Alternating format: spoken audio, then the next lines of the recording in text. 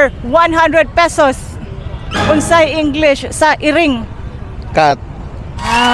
Wow guys. Next sir, for 200 pesos. Unsay English sa iro? Dog. For 300 pesos. 1 plus 1. 2. Wow, ka-bright yun ang mga taga Cebu. Uy, ka-bright tag yun ang taga Cebu. Genius. Kani sir, believe na dyan kay kusta na ni mo sir. Basta ma-answer ni mo sir. For 400 pesos.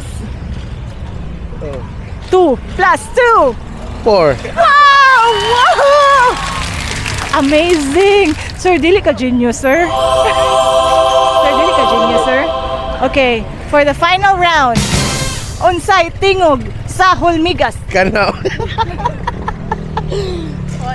Unsay tingog sa hulmigas? Ambot lang.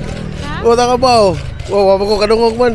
Na mao gyud na higala mo na ang ato ang mission diri sa Cebu karong January 17 to 18 mangutan